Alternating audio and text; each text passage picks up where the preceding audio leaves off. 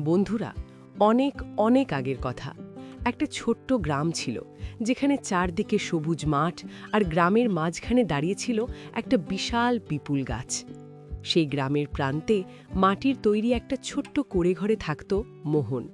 তার বয়স তখন মাত্র ১৫ বছর, কিন্তু তার মুখে শৈশবের ছাপ অনেক আগেই মুছে গিয়েছিল। তার চোখে ছিল এক অদ্ভুত গাম্ভীর্য, যা তার বয়সের চেয়ে অনেক বেশি পরিণত মনে হতো। এই কুঁড়েঘরটায় একসময় তার মা বাবাকে নিয়ে ভরা সংসার ছিল। ঠিক ২ বছর আগে এজে নামের এক ভয়ঙ্কর রোগ একে একে তার বাবা মাকে তার কাছ থেকে কেড়ে নিয়েছিল। গ্রামের লোকেরাও ধীরে ধীরে তার থেকে দূরে সরে যায়, যেন তার সঙ্গে থাকা রোগ তাদেরও লেগে যাবে। কেউই সেই অনাথ ছেলেটার সাহায্য করতে এগিয়ে আসেনি। মুহূর্তের মধ্যেই মোহন ভীষণ এক নিঃসঙ্গ নীরবতার মাঝে একা পড়ে যায়। তার পুরো পৃথিবীটা যেন ওই মাটির দেওয়ালের মধ্যে সীমাবদ্ধ হয়ে পড়ে।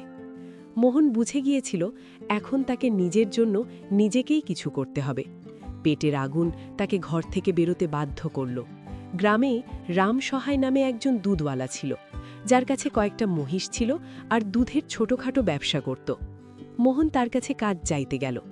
রাম সহায় প্রথমে তার কম বয়স দেখে না করে দিল, কিন্তু সস্তায় একজন শ্রমিক পাওয়ার লোভে শেষ পর্যন্ত তাকে কাজে রাখল। শুরুর দিকে কাজ খুব কঠিন ছিল না। রামসহায় শুধু মহিষের খোয়ার পরিষ্কার করাত, মাঝে মাঝে সেগুলো গোসল করাতে বলতো। একটা কাজ সে প্রতিদিনই করাত, চা বানানো। মোহন দিনে ২ বার, সকাল আর সন্ধ্যায়, রামসহায় আর তার পরিবারের জন্য চা বানাত। প্রথম প্রথম এই কাজটা মোহনের ভালোই লাগত। কিছু টাকা পেত, তাতেই তার কোনো রকমে চলত। প্রতিদিন সন্ধ্যায় সে নিজের কুঁড়েঘরে ফিরে যেত, চুলা জ্বালাত আর ঘুমানোর আগে বাবা মায়ের কথা মনে করে একটু কাঁদত। কিন্তু ধীরে ধীরে রামসহায় তার ওপর কাজের চাপ বাড়াতে শুরু করল। এখন শুধু পরিষ্কার নয়, মহিষের জন্য ঘাস দেওয়া, গোবর তোলা, গোসল করানো, আবার খোয়ার পরিষ্কার, সবই তাকে করতে হতো। তার ওপর দিনে ২ বার চা বানানো তো নিয়মে পরিণত হয়েছিল। পুরো দিনই মোহনের কোনো ফুরসত থাকত না। সন্ধ্যায় ক্লান্ত শরীরে ঘরে ফিরেও তাকে নিজের জন্য খাবার বানাতে হতো। ধীরে ধীরে এই জীবন তার কাছে অসহ্য হয়ে উঠল।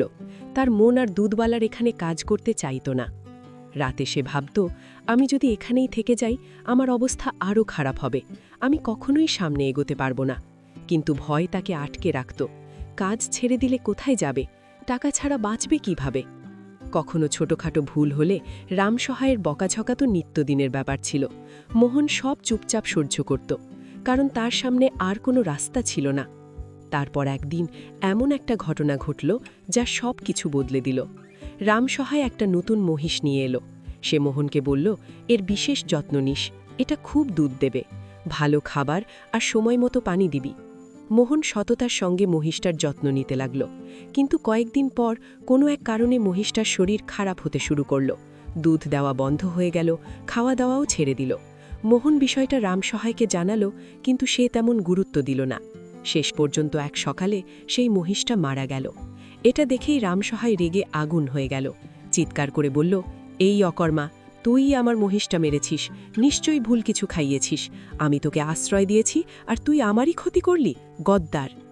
মোহন বোঝানোর চেষ্টা করল, মালিক, আমি তো আপনার কথা মতোই সব করেছি, আমার কোনো দোষ নেই। কিন্তু রামসহায় তার কথা শুনল না, গর্জে উঠল, চুপ, এক্ষুনি এখান থেকে বেরিয়ে যা। তোদের মতো গদ্দারকে আমি আর এক মুহূর্তেও রাখব না। সেই দিন মোহনের হৃদয় ভেঙে গেল। সে চুপচাপ মাথা নিচু করে নিজের কুঁড়ে ঘরের দিকে হাঁটতে লাগল। ঘরে পৌঁছে সে হাউমাউ করে কাঁদল। তার মনে ঝড় উঠছিল। আমি সততার সঙ্গে কাজ করেছি, কম টাকায়ও কখনো অভিযোগ করিনি, তবুও আমাকে গদ্দার বলা হলো। সারা রাত সে ভাবতে থাকল, এখন সে কি করবে, কে তাকে কাজ দেবে। ভোর রাতে সে নিজের সঙ্গে একটা প্রতিজ্ঞা করল, যাই হোক, আমি হার মানব না। পরদিন সে গ্রামে কাজ খুঁজতে বেরোল। দোকান, বাড়ি, ইটভাটা সব জায়গায় গিয়ে ফিরতে হলো খালি হাতে।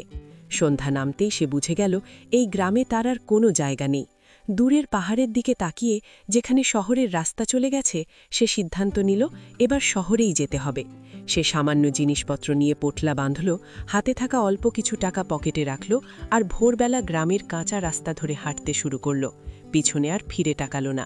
শহরে এসে সে কাজের খোঁজে সারা দিন ঘুরল। দোকান, হোটেল, ধাবা সব জায়গা থেকেই না। সন্ধ্যায় ক্লান্ত হয়ে সে বাসস্ট্যান্ডের ফুটপাতে বসে পড়ল। রাতে সেখানেই ঘুমল। পরদিন সকালে সামান্য চা বিস্কুট খেয়ে আবার বেরোল। শহরের বাইরে একটা ধাবায় গিয়ে সে কাজ পেল বাসন ধোয়ার। কাজের বদলে খাবার আর মাসের শেষে কিছু টাকা। মোহন খুশি হয়ে গেল। সে মন দিয়ে কাজ করতে লাগল। 2 মাস পরে একদিন ভিড়ের মধ্যে ভুল বোঝাবুঝিতে তার ওপর টাকা চুরির অভিযোগ আসলো। তল্লাশি হয়, কিছু পাওয়া যায় না। তবুও ধাবার মালিক তাকে গদ্দার বলে বের করে দেয়। দ্বিতীয়বার এই শব্দটা তার বুকের ভেতর ছুরি হয়ে বিঁধল। সে বুঝে গেল গরিব আর অনাথ হলে সততার কোনো দাম নেই। সে ঠিক করল আর কারোর চাকরি নয়, নিজের রাস্তা নিজেই বানাবে।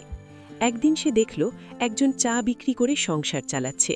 তার মাথায় চিন্তা এলো, চা তো সে বানাতে জানে, কিন্তু টাকা নেই। তখন সে দৈনিক মজুরির কাজ খুঁজে পায়। রেল স্টেশনের কাছে মালগাড়ি থেকে বস্তা নামানোর কাজ। এক বৃদ্ধ ট্রাক ড্রাইভার তাকে সাহায্য করে কাজ পাইয়ে দেয়। প্রথম দিনই সে 200 টাকা রোজগার করে। সেই টাকা তার কাছে স্বাধীনতার প্রথম কিস্তি। কয়েক সপ্তাহে সে টাকা জমায়।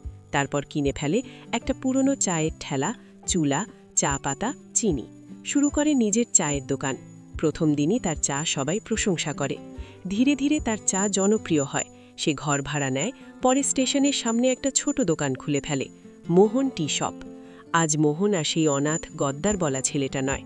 সে নিজের নাম, সম্মান আর পরিচয় নিজেই তৈরি করেছে। সে ধনী নয়, কিন্তু আত্মসম্মান, আত্মবিশ্বাস আর স্থায়ী আয় আছে। এই গল্প আমাদের শেখায়, যতই কষ্ট আসুক, যদি আমরা সততার পরিশ্রমে অটল থাকি, তাহলে নিজের রাস্তা নিজেই বানানো সম্ভব। বন্ধুরা, যদি মোহনের এই গল্প আপনাদের ভালো লেগে থাকে, কিছু শিখে থাকেন, তাহলে ভিডিওটি লাইক করুন। আপনি যদি নিজের রাস্তা নিজেই বানাতে চান, কমেন্টে লিখুন, আমি নিজেই আমার রাস্তা বানাবো। এই গল্পটা শেয়ার করুন তাদের সঙ্গে যারা জীবনের লড়াইয়ে হাল ছেড়ে দিতে বসেছে। আর আমাদের ইউটিউব চ্যানেল সাবস্ক্রাইব করতে ভুলবেন না, এমনই আরও অনুপ্রেরণামূলক গল্পের জন্য। আপনার একটি লাইক, একটি কমেন্ট, একটি শেয়ার কারোর জীবন বদলে দিতে পারে।